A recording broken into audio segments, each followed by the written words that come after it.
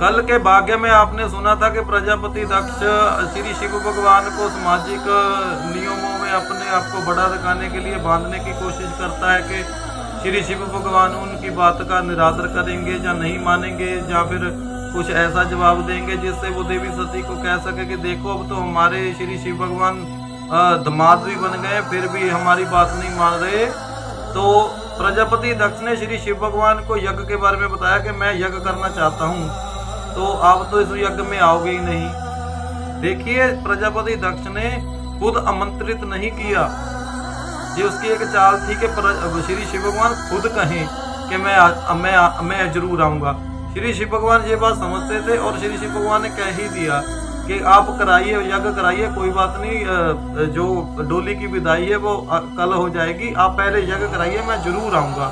तो भगवान तो हमारे मन की बात पहले जानते हैं ना, तो श्री शिव भगवान जानते थे, भगवान थे वो तो खुद। तो अब प्रजापति दक्ष की जो पत्नी थी प्रस्तुति वो बोलने लगी कक्ष में ले जाकर, अलग कमरे में ले जाकर के, ये आप श्री शिव भगवान को कहीं निरादरता करने के लिए, उनका मजाक बनाने के लिए, जहाँ कुछ आपके मन में कोई चाल तो नहीं जिससे आप उनको छोटा दिखाने के लिए ये यज्ञ वगैरह में उनको सम्मिलित करवा रहे हो। तो प्रजापति दक्ष बहुत चालाक बन रहा था, वो कहता कि नहीं नहीं नहीं, शिव का तो इसमें आना या ना आना कोई मैंने नहीं रखता, ये तो शिव ने खुद कहा है कि मैं आना चाहता हूँ।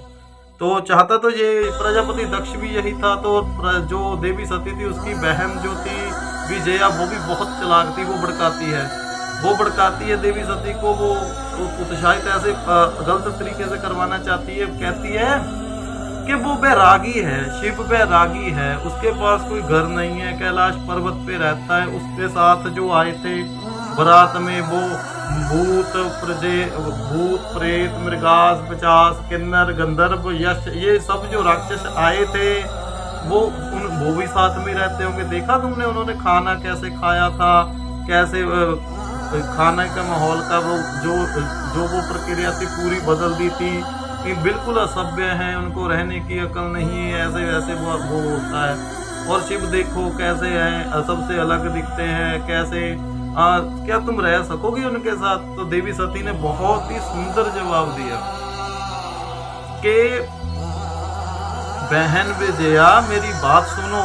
देवी सती ने कहा मैंने शिव के इसी स्वरूप से प्यार किया है और मैं खुद ही नहीं चाहती कि शिव कभी इसको बदलें।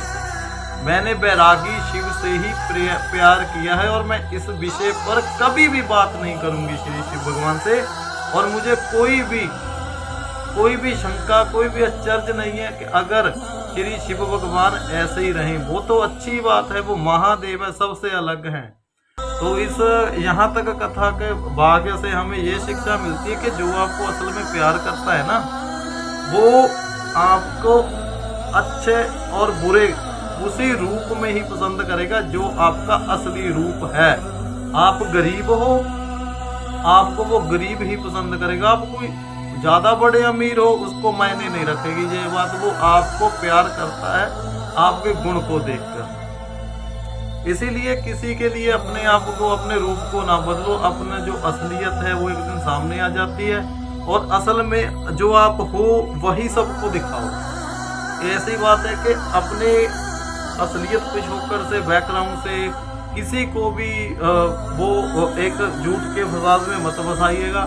और मैं बात ये यूथ को कहना चाहता हूँ कि आप ना अपने आप पर काम करें कि आप अपने विचार, बोली, अपनी शब्दावली, अपने वो क्या कहते हैं कि संगत का तरीका, वो संगत और संगत होती है ना, अच्छे काम करना समाज के भलाई के लिए, समाज के हित के लिए। तो आप शारीरिक सुंदरता की जगह अपने मानसिक तौर पर, मानसिक विचारों पर, मन की आवाज की जो दशा है उसको सुधारने के लिए, अपने मन के विचारों को सुधारने के लिए काम करें।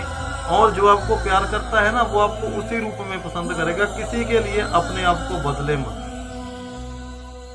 इतनी कथा का भाग्य आज यहीं हम समाप्त करते हैं। आगे कल यज्ञ की आगे बातें और कैसे यज्ञ होता है, क्या उसमें प्रजापति क्या चाहता है और वो प्रजापति दक्ष को फिर कैसे दोबारा अपमानित होना पड़ता है, ये सारी बातें हम कल आगे की बात